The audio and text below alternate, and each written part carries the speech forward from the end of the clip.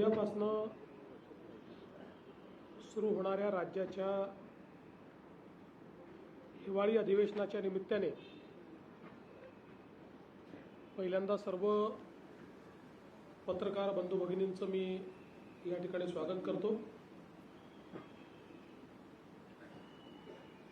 आत्ताच आमची मंत्रिमंडळ बैठक पार पडलेली आहे।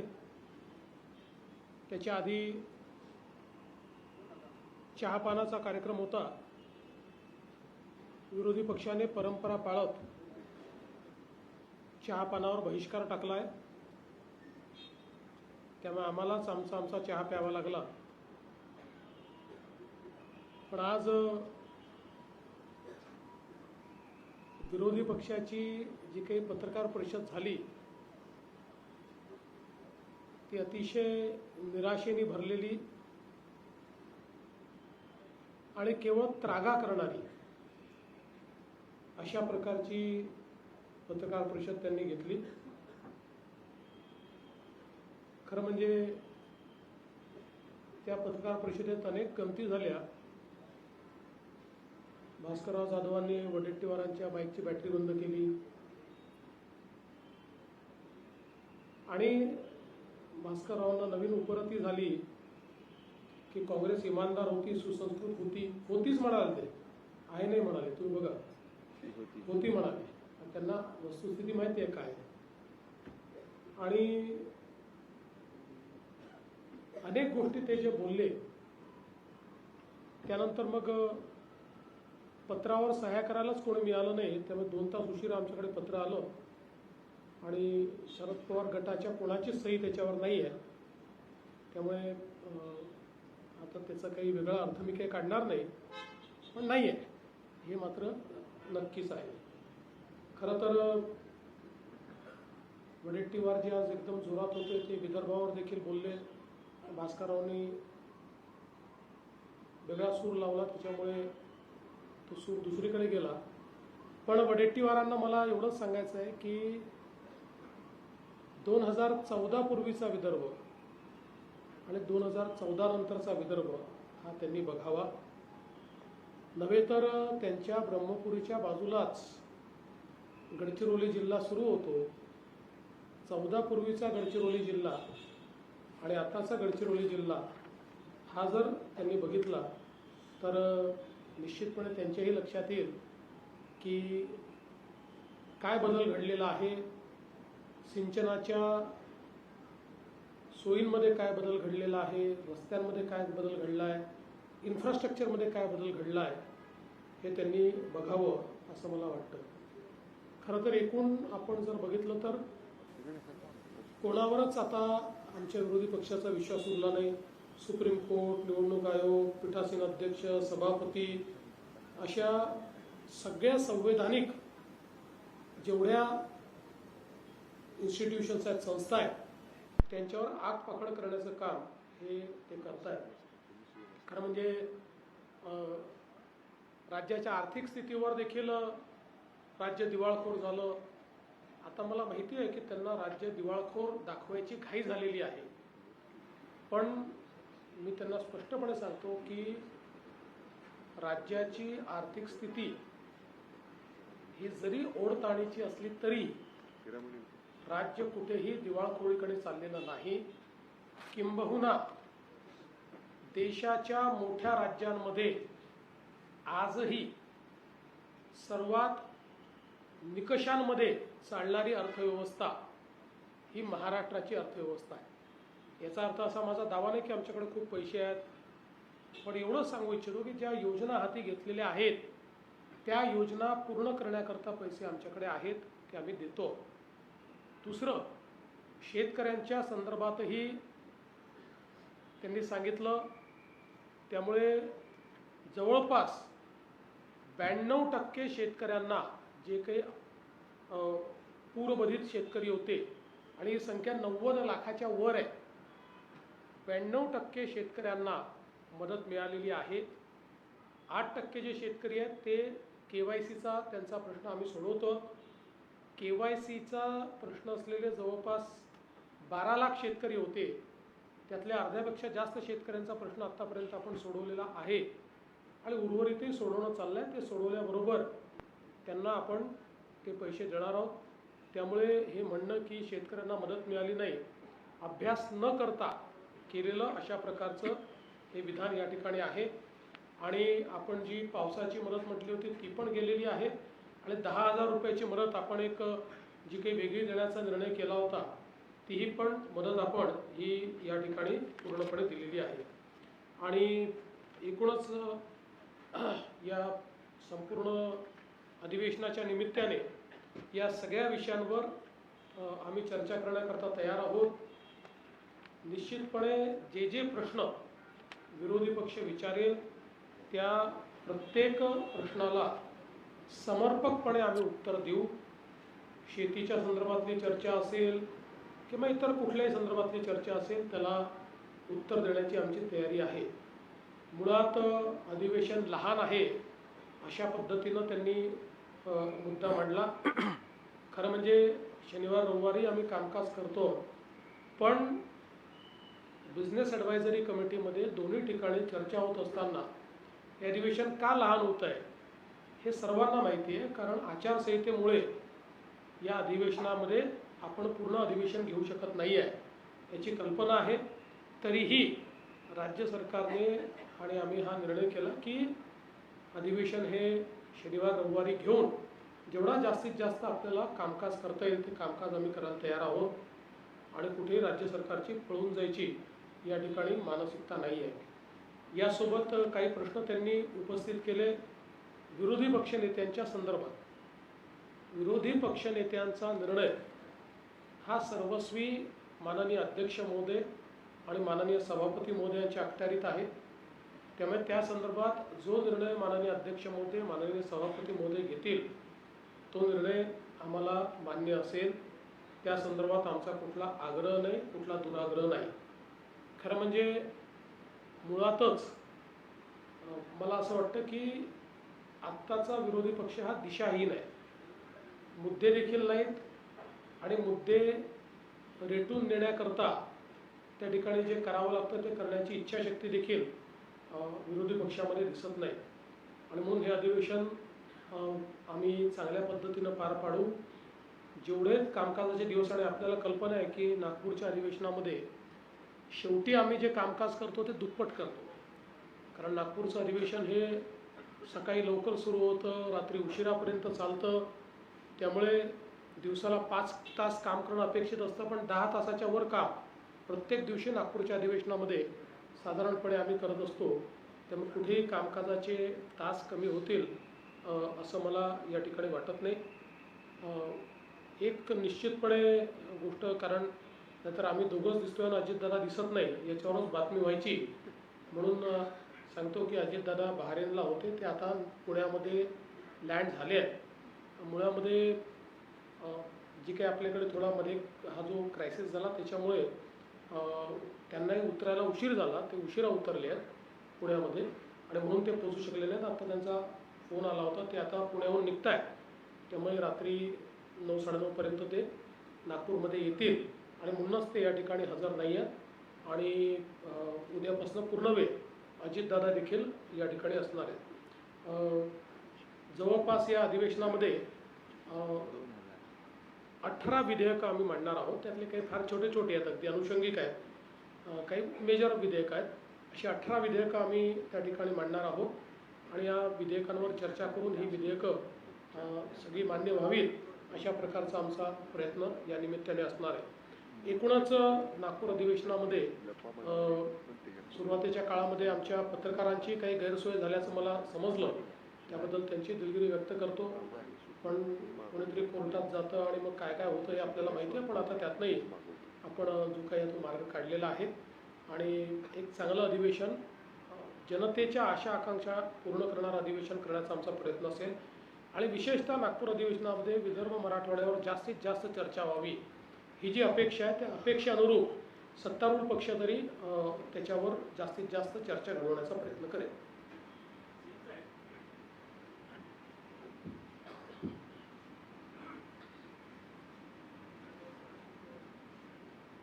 उद्यापासून सुरू होत आहे. आपल्या सगळ्यांचं मनापासून स्वागत. मुख्यमंत्री महोदयांनी अतिशय विस्तृतपणे अधिवेशनासंदर्भात विरोधी पक्षाच्या संदर्भात आपल्या समोर चर्चा केली आहे. महायुती सरकारच्या जो कार्यकाळ आहे 3.5 वर्ष होत आहे आणि आमच्या दुसऱ्या इनिंगला काल परवा 1 वर्ष देखील झाली आणि दुसऱ्या इनिंगचं आपलं हे दुसरं हिवाळी अधिवेशन आहे. त्यामुळे आपल्या सगळ्यांचं पुन्हा एकदा स्वागत करतो. कालावधी कमी असला तरी सुद्धा विदर्भातल्या प्रश्नांना न्याय मिळाला पाहिजे अशी शासनाची भूमिका आहे आणि विदर्भाच्या प्रश्नांवर आता जसं मुख्यमंत्री महोदयांनी सांगितलं की विरोधकांनी चर्चा खरी म्हणजे विदर्भाच्यावर घडवली पाहिजे, परंतु सत्ताधारी पक्ष मात्र विदर्भातल्या अधिवेशनामध्ये विदर्भाच्या प्रश्नांना, समस्यांना, विकासाला न्याय देईल आणि चहापानावर तर त्यांचा जो काही बहिष्कार तो त्यांनी प्रोटोकॉल मेंटेन ठेवलेला आहे बहिष्कार घालण्याचा, त्याबद्दल मी काय बोलू इच्छित नाही. पण एकंदरीत गेल्या आमच्या पहिल्या महायुतीच्या इनिंग मध्ये विरोधक फार जोरात होते. रोज तिकडे आंदोलन, अधिवेशनात, पायऱ्यांवर, सभागृहात कमी, पण बाहेर त्यांना आंदोलन करणं आणि तुम्ही सगळं त्यांचं टिप्पण करत होते, त्याच्यामध्ये आनंद मानत होते. ते आमची एवढीच भूमिका आहे की अधिवेशन हे लोकांच्या, जनतेच्या प्रश्नांना न्याय देण्यासाठी, वाचा फोडण्यासाठी आणि सरकारकडून न्याय मिळवून घेण्यासाठी असतं. परंतु विरोधकांना त्याच्यामध्ये काही स्वारस्य राहिलेलं नाही आणि त्यांना फक्त पायऱ्यांवर स्टंट करण्यामध्ये धन्यता ते मानतात. मी एवढंच सांगेन की यावेळचा विरोधी पक्ष अतिशय निष्प्रभ दिसतोय. म्हणजे त्यांची परिस्थिती, जी मी काय कोणाला कमी लेखत नाही, मी कोणावर अशी टीका करत नाही, परंतु अतिशय जी काही अवस्था आहे ती आपण पाहतोय. आणि झालेल्या निवडणुकांमध्ये देखील पत्रकारांनीच विचारलं की महाविकास आघाडीचे कुठे आहे. आपणच फिरत होतो ना सगळीकडे प्रचारामध्ये, पण म्हणजे नेते सगळे आपल्या घरात होते आणि कार्यकर्ते आपले सगळे वाऱ्यावर होते. कार्यकर्त्यांची निवडणूक होती आणि निवडणूक आयोग, कोर्ट याला नेहमी दूषणं देणारे, खरं म्हणजे ही निवडणुकीची मतमोजणी पुढे गेली, त्यामुळे तरी त्यांना धन्यवाद दिले पाहिजे निवडणूक आयोग, कोर्टाला. नाहीतर अशी परिस्थिती असती की अधिवेशनामध्ये फार वाईट परिस्थिती झाली असती. कारण महायुती आम्ही काही ठिकाणी एकत्र लढलो, काही ठिकाणी वेगवेगळे लढलो, मैत्रीपूर्ण निवडणूक झाली आणि महायुतीला जवळपास 70-75% त्याहीपेक्षा जास्तीचं यश मिळेल अशी परिस्थिती राज्यामध्ये आहे. काय मीही फिरलो, देवेंद्रजी, अजितदादाही फिरले, त्यामुळे मी जिकडे जिकडे फिरलो तिथली परिस्थिती अशी आहे. आणि म्हणून विरोधी पक्ष या ठिकाणी या अधिवेशनामध्ये किती विदर्भाचे प्रश्न उपस्थित करतो माहीत नाही, परंतु आमची सरकारची पूर्णपणे तयारी आहे. यामध्ये शेतकऱ्यांचे प्रश्न असतील, सिंचनाचे प्रश्न असतील, आरोग्य, बेरोजगारी, या सर्व प्रश्नांवर या ठिकाणी त्यांनी चर्चा उपस्थित करावी. सरकार पूर्णपणे त्यांच्या चर्चेला उत्तर देईल. जरी विरोधी पक्ष संख्येने कमी असला तरी सुद्धा आम्ही त्यांना अंडर एस्टिमेट नाही करत आणि त्यांना आम्ही गांभीर्यानेच घेऊ. तसं म्हणजे आम्ही लोकशाहीमध्ये विरोधी पक्षाला देखील त्यांचाही मान सन्मान ठेवणारे आहोत. फक्त एकच आहे की लोकांच्या प्रश्न राहिले बाजूला, विरोधी पक्षनेता द्या, विरोधी पक्षनेता का देत नाही, विरोधी पक्षनेता का. मुख्यमंत्र्यांनी सांगितलं होतं की ते अधिकार अध्यक्ष आणि सभापतींचे आहेत. पण जनतेने त्यांना जे काही नाकारलं, झिडकारलं, विरोधी पक्ष नेता बनणे एवढं पण संख्याबळ नाही दिलं. त्यांनी आत्मचिंतन, आत्मपरीक्षण केलं पाहिजे. लोकसभेमध्ये पण गेल्या मागच्या वेळेस विरोधी पक्षनेता संख्याबळ नव्हता म्हणून नाही मिळाला. यावेळेस लोकसभेत विरोधी पक्षनेता मिळाला. त्यामुळे त्यांनी प्रयत्न केला पाहिजे पुढच्या वेळेसाठी की विरोधी पक्ष नेते एवढे तरी संख्याबळ कसं मिळता येईल. संख्याबळ मिळवा आणि कमवा आणि विरोधी पक्ष मिळवा. पण तरी सुद्धा हा अधिकार पूर्णपणे अध्यक्षांचा आणि सभापतींचा आहे. आमचा कुठलाही त्याला विरोध नाही आणि आम्ही कुठल्याही परिस्थितीमध्ये या ठिकाणी जे काही लोकशाहीमध्ये जे आपल्याला करायचं आहे किंवा जे काही निर्णय घ्यायचे, लोकशाही मानणारे आम्ही आहोत आणि त्यामुळेच 2.5 वर्षामध्ये जे महायुतीने काम केलं त्याची फलश्रुती विधानसभेच्या झालेल्या निवडणुकीत आम्ही टीम म्हणून काम केलं, त्याची फलश्रुती पाहिली. कारण अनेक जे काही स्पीड ब्रेकर टाकले होते महाविकास आघाडीने ते आम्ही उखडून टाकले, लोकाभिमुख कल्याणकारी योजना केल्या आणि त्यामुळेच या राज्यामध्ये लँडस्लाईड मॅन्डेट मिळालं. देवेंद्रजी आता मुख्यमंत्री आणि आम्ही ते टीम म्हणून काम करतोय. आपण 1 वर्षाचा देखील पाहिलं की जो कार्यकाळ, 1 वर्षातले निर्णय पाहिले, 2.5 वर्षाचे निर्णय पाहिले, 3.5 वर्षामध्ये जे काय काम केलेलं आहे ते जनतेसमोर आहे आणि त्यामुळे हा लेखाजोखा जो आहे हा जनतेसमोर आहे. विरोधी पक्षाकडून आम्हाला एवढीच अपेक्षा आहे की लोकांचे प्रश्न मांडा. हे काय विरोधी पक्षनेत्याच्या खुर्चीसाठी, आमची लढाई खुर्चीसाठी कधीच नव्हती. आमचा अजेंडा खुर्ची नाही आहे. आमचा अजेंडा लोकांनी, ज्या लोकांनी आम्हाला खुर्चीत बसवलं आहे त्या लोकांचे प्रश्न सोडवणे, त्यांना त्या समस्यांचा उलगडा करणे, त्यांना न्याय देणं हा आमचा अजेंडा आहे. आणि त्यामुळे निवडणुका झाल्या आम्ही ताबडतोब कामाला लागलो. कुठला आपला एक पहिला प्रकल्प आपण तिथं गेलो, हे निवडणुका झाल्या आता मुंबईमध्ये ऑरेंज गेट तो टनेल आम्ही ताबडतोब काम सुरू केलं. त्यामुळे आम्ही काम करणारे आहोत. ते स्पीड ब्रेकर टाकणारे, त्यांचा पाय ब्रेकवर आहे, आमचा पाय एक्सिलेटरवर आहे आणि त्यामुळे विकासाचं जे काय आम्ही काम पुढे नेतोय याच्यातून विरोधी पक्षाने थोडा बोध घेतला पाहिजे. हे काय सारखं जळजळ मळमळ जळी स्थळी, आता काय ते विरोधी पक्षनेता देत नाही, मग उपमुख्यमंत्री पद रद्द करा. अरे मी मुख्यमंत्री होतो तेव्हाही मला घटनाबाह्य मुख्यमंत्री म्हणायचे, आता उपमुख्यमंत्री आताही घटनाबाह्य. अरे काय लावलंय? इतक्या वर्षाचा अभ्यास तरी करा. इतक्या वर्ष राज्यामध्ये काय काय कुठली पदं होती आणि कसा कारभार चालला. महाविकास आघाडीमध्ये आणि उपमुख्यमंत्री पद होतं ते काय घटनाबाह्य होतं का? इतक्या वर्षाचं जी काय पद आहे ती घटनाबाह्य आहे. थोडा अभ्यास करून कायद्याचा, मागचे रेफरन्स, सगळ्या गोष्टी माहिती घेऊन बोललं पाहिजे. फक्त आपला एकच जळी स्थळी काष्टी पासेन एकनाथ शिंदे. अरे आणि मी तर काय कामातून उत्तर देतो आणि मी आरोपाला टीकेने उत्तर देतच नाही. म्हणून तर जे काही महाराष्ट्रामध्ये लोकांनी मॅन्डेट दिलेलं आहे, कामाला दिलेलं आहे, कामाची पोच पोहोचते. आम्ही तिघही काम करतोय, डे नाईट काम करतोय, घरी बसत नाही. आणि त्यामुळे याचं आत्मचिंतन करावं आणि आत्मपरीक्षण करावं आणि नंतर बोलावं. आणि कोण बोलतंय? अरे विधानसभेत पूर्ण अधिवेशनाला पूर्ण वेळ तरी बसा आणि मग बोला. त्यामुळे मी जास्त काय बोलत नाही. आणि यामध्ये मुख्यमंत्री महोदयांनी अनेक गोष्टींना इथं त्याचा उहापोह केलेला आहे.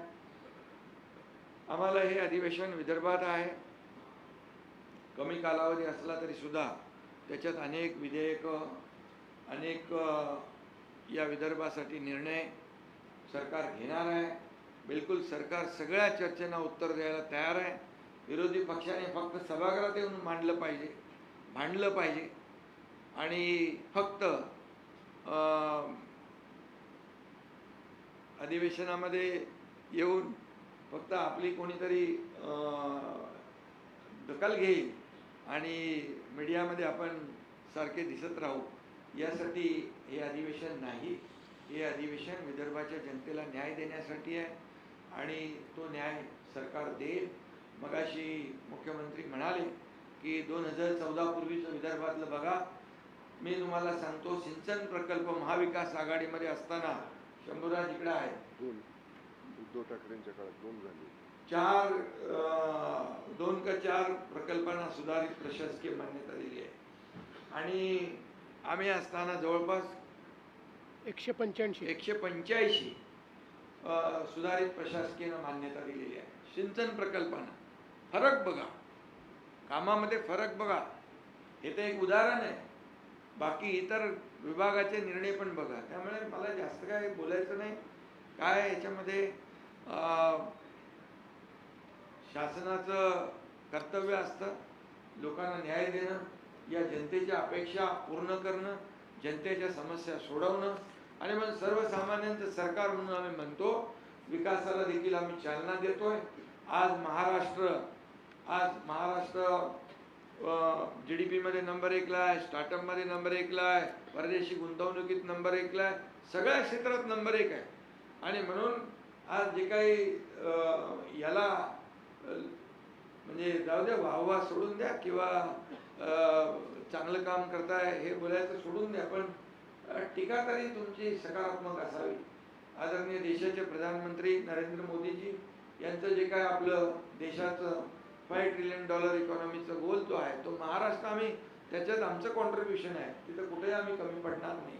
आणि महाराष्ट्र मोठं राज्य आहे, इन्फ्रा प्रोजेक्ट एवढे मोठ्या प्रमाणावर राज्यात सुरू आहे. देशामध्ये महाराष्ट्र नंबर 1 ला आहे. आणि हे आता काय म्हणाले, दिवाळखोरीमध्ये कोणी विरोधी पक्ष. पण या ठिकाणी मी सांगतो की राज्य महाराष्ट्र मोठं राज्य आहे आणि पायाभूत सुविधा प्रकल्प एवढ्या मोठ्या प्रमाणामध्ये सुरू आहे. आज आपण पाहिलं 2014 पूर्वीची परिस्थिती आणि आताची परिस्थिती, जमीन आसमानचा फरक आहे. हे लोकांनी तुलना केली आणि लोकांनीच आम्हाला मॅन्डेट दिलेलं आहे. त्यामुळे याचं कुठंतरी आत्मपरीक्षण, आत्मचिंतन विरोधी पक्षाने करावं, एवढीच मी त्यांना माझी सूचना आहे.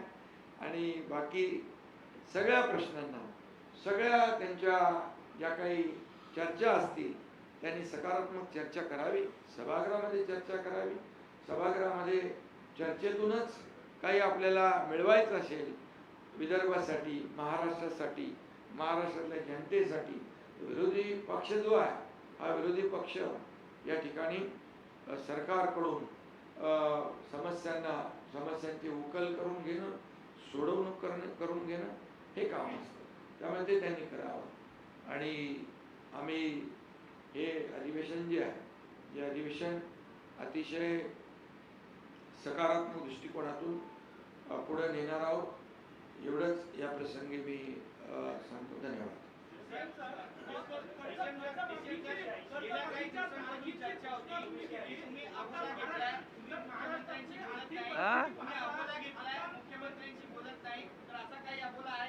आता आम्ही काय करतो, रोज एकमेकांना फोन करतो ना, त्याचं तुम्हाला रेकॉर्डिंग पाठवतो. नाहीतर मग रोज फोटो टाकून इंस्टाग्रामवर टाकतो, नाहीतर मग हास्य जत्रेला झाला.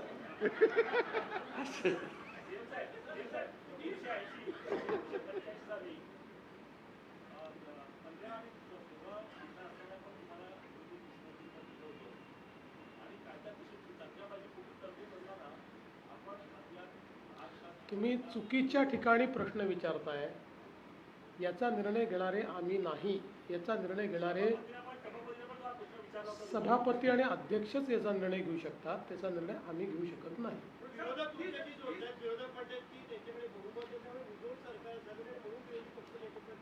असं आहे की विरोधक कशाशी आम्हाला जोडतात, त्यांना आम्हीच दिसतो.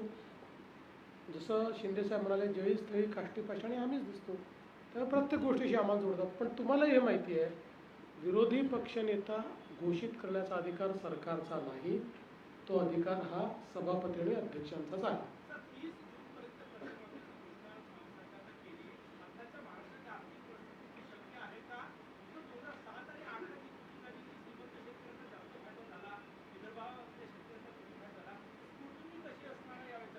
असं आहे की आता परवडो का न परवडो, एकदा करायचं ठरलं तर करायचं. त्याचा फार विचार करायचा नसतो. कारण शेतकऱ्यांना द्यायचं म्हटलं तर आता जसं मार्ग निघेल तसा काढू. त्यामुळे आता जी घोषणा केली आहे त्या घोषणेवर आम्ही पक्के आहोत. ती योग्य शेतकऱ्यांना आणि ज्याला आपण म्हणू शकतो पात्र शेतकऱ्यांनाच मिळाली पाहिजे, याकरताच आम्ही प्रवीण परदेशींची कमिटी केली आहे. या कमिटीला सगळा अभ्यास करायला सांगितलेला आहे. ती कमिटी आम्हाला सुचवेल त्यानुसार त्याचे ध्येय धोरणं नियम आम्ही तयार करू आणि पात्र शेतकऱ्यांना त्याच्यामध्ये आम्ही लाभ देऊ.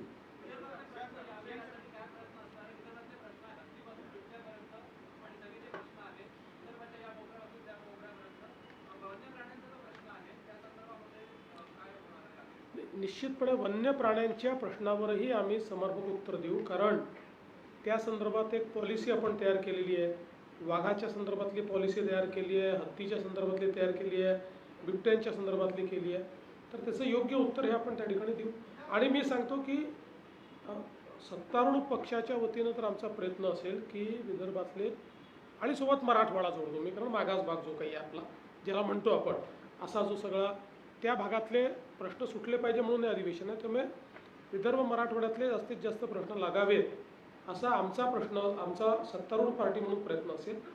तसंच विरोधी पक्षांनी प्रयत्न करावा.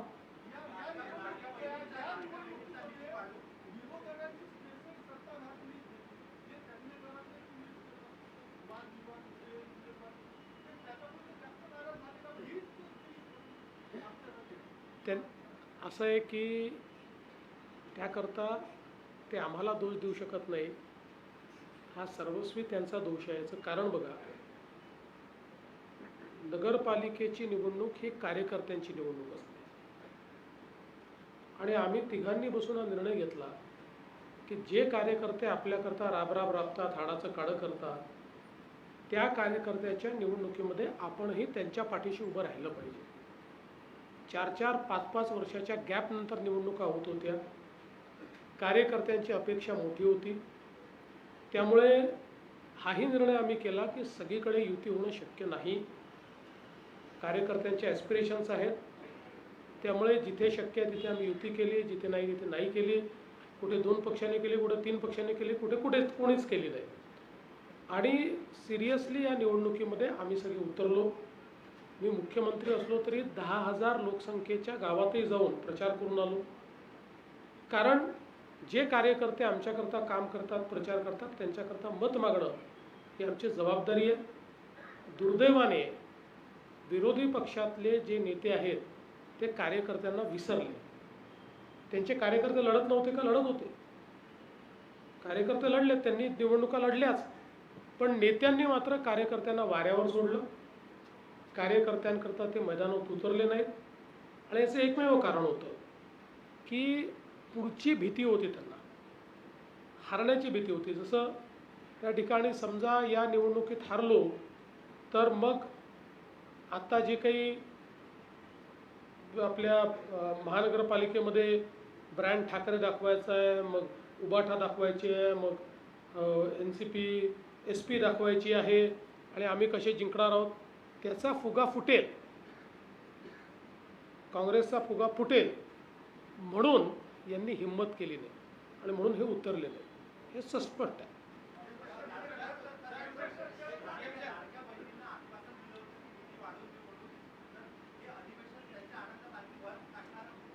योग्य वेळी योग्य निर्णय होतील, काळजी करू नका.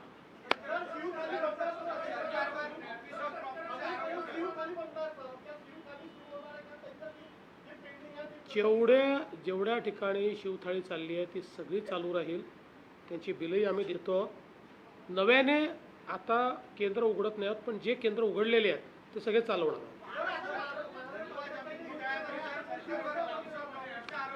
काय काय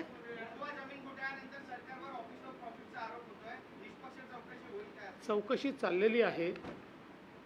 काही लोकांना असं वाटतं की आज सांगितलं की उद्या उत्तर यावं, असं नसतं. चौकशी नीट करावी लागते. कारण शेवटी प्रत्येक चौकशीचा रिपोर्ट हा हायकोर्टात चॅलेंज होतो आणि चौकशी शॉर्टकटमध्ये केली, कोणाला संधी न देता केली तर प्रिन्सिपल ऑफ नॅचरल जस्टिसवर अशा पद्धतीनं हायकोर्ट ती चौकशी समितीचा रिपोर्ट खारिज करते आणि म्हणून योग्य ती संधी देऊन पूर्णपणे निष्पक्ष याची चौकशी होणार आहे. आत्तापर्यंत आपण बघा अतिशय वेळेत या संदर्भात FIR दाखल झालेला आहे, FIRवर कारवाई चाललेली आहे, अटकही झालेली आहे. त्यामुळे इथे काही लपवालपवी करण्याचं कारण नाही.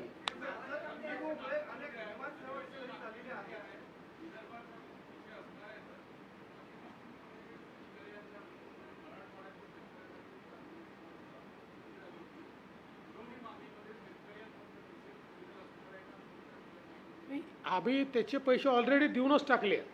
हे जे आम्ही घोषणा केली होती त्याचे पैसे दिले आहेत, त्याची तरतुदी आम्ही केली आहे. त्यामुळे आता त्याची पुन्हा तरतूद करण्याची आवश्यकता नाही. त्यात काही कमी पडले असतील तेवढेच येते.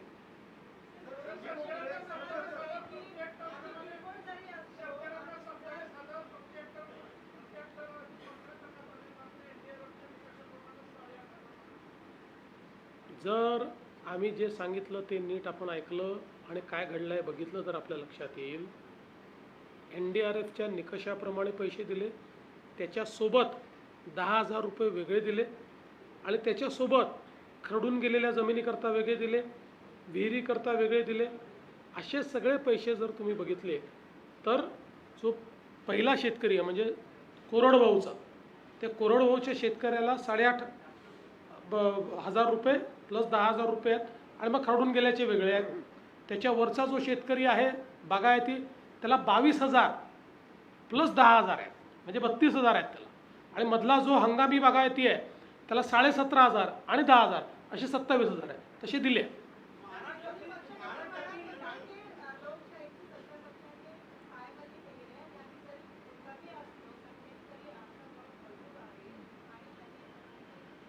भरपूर बळवान आहे. खरं म्हणजे लोकशाहीवर बोलण्याचा त्यांना अधिकारच राहिलेला नाही. याचं कारण भारताच्या संविधानाने तयार केलेल्या एकाही संस्थेवर त्यांचा विश्वास नाही. त्यांना न्यायालय मान्य नाही, त्यांना निवडणूक आयोग मान्य नाही, त्यांना RBI मान्य नाही, त्यांना विधानमंडळ मान्य नाही, त्यांना विधानमंडळाचे पीठासीन अधिकारी मान्य नाहीत, त्यांना CAG मान्य नाही. त्यामुळे भारतीय संविधानावर त्यांचा विश्वास नाही, संविधानाने तयार केलेल्या संस्थांवर त्यांचा विश्वास नाही. त्यामुळे त्यांनी संविधानावर बोलणं हे हास्यास्पद आहे. अरे पहिल्या बेंचवाल्यांनी जर मागच्यांना ताबे दे.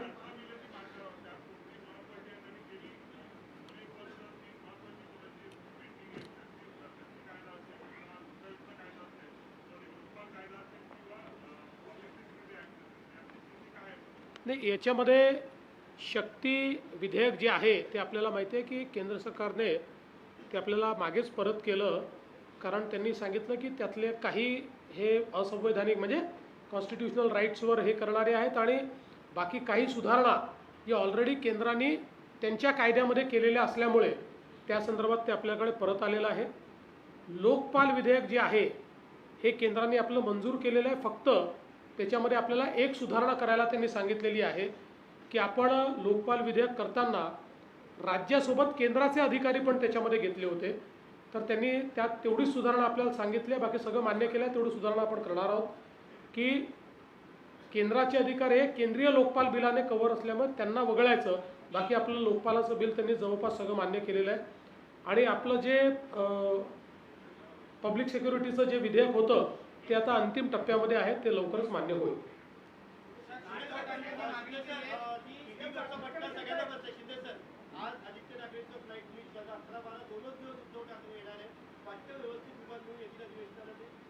मगाशी मी बोललो ना त्याच्याबद्दल. मग अरे बाबा मी मगाशीच सांगितलं ना, आरोप टीका करायची असेल तर पूर्ण वेळ तर अधिवेशनात बसलं पाहिजे. कारण काय आता विमानाचं आता उलट ते कारण चांगलं. उद्धवजी इंडिगोच्या विमानाने फिरत नाही एवढी माहिती जर तुम्हाला आहे. ते ज्या विमानाने फिरतात त्या विमानाला कुठलीही अडचण नाही, ते नीट येऊ शकतं. बाकी कोणाला अडचण असेल तर शिंदे साहेबांनी आणि मी समृद्धी महामार्ग बांधलेला आहे. गाडी पाहिजे असेल तर पाठवून देतो. गाडीत बसून 7-8 तासात नागपुरात पोहोचता येतं. नाही, खूप लोक समृद्धीने आले. आले.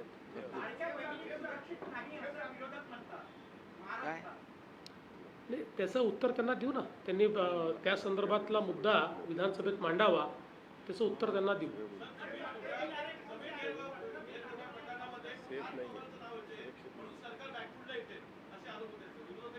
आम्ही फ्रंट फुटलाच खेळणारे आहोत, बॅक फुटला जातच नाही आम्ही.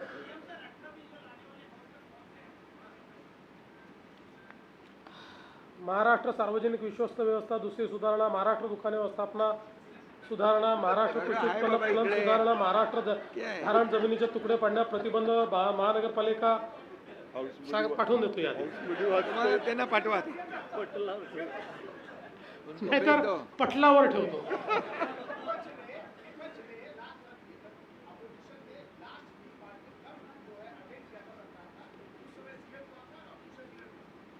उस समय सीएम पृथ्वीराज चौहान थे और लीडर ऑफ अपोजिशन खड़से जी थे. हम सब लोग गए थे, हमने पृथ्वीराज जी की चाय पी थी.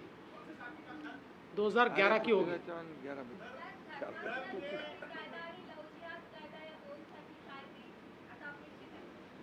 या संदर्भात कमिटी आपण केलेली आहे. माननीय ज्या आपले डीजींच्या अंतर्गत त्याचा रिपोर्ट अंतिम आहे, तो आमच्याकडे येतो आहे.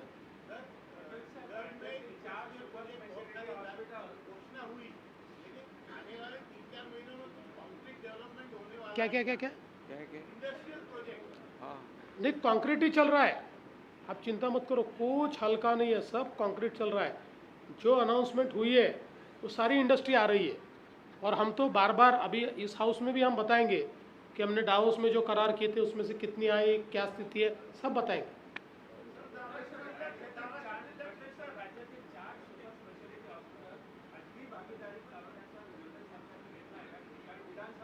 अद्याप तरी असा कुठलाही निर्णय मंत्रिमंडळापुढे आलेला नाही.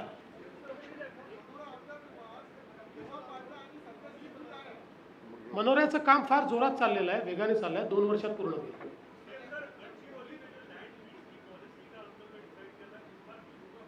नहीं हो गया ना, उसको तो उसके लिए कैबिनेट ने निर्णय कर दिया ऑलरेडी.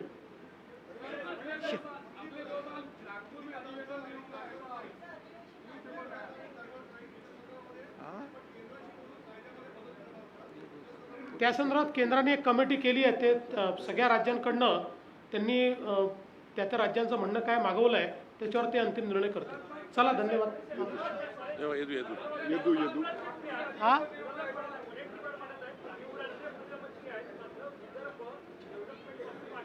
म्हणूनच मी त्यांना सांगितलं जरा बाजूलाच गडचिरोलीला बघा, 14 पूर्वी काय होतं ना आता काय आहे. त्यांचे डोळे बंद आहे, प्रॉब्लेम आहे. काय यदू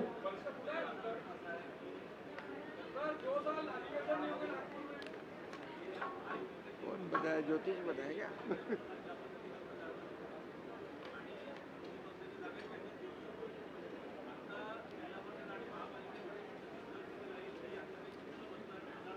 पहिली गोष्ट तर आम्ही जरी एकमेकाच्या विरुद्ध लढत होतो तरी पूर्ण, मी आता समजा ज्या काही सभा केल्या 38 आणि अजून 5-6 फोनवर केल्या 42 सभांमध्ये कोणावरच टीका केली नाही. म्हणजे आमच्या मित्रांवर तर प्रश्नच नाही, विरोधी पक्षावरही टीका केली नाही. माझं एकही भाषण दाखवा की मी ज्यात विरोधी पक्षावर टीका केली आहे.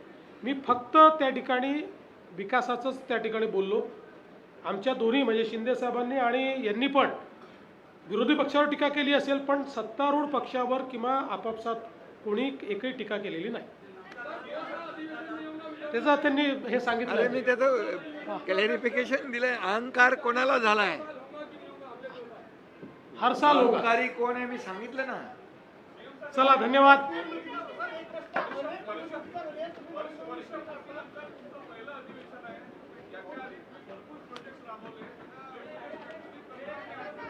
तेही पूर्ण करणार आणि नवीनही करणार.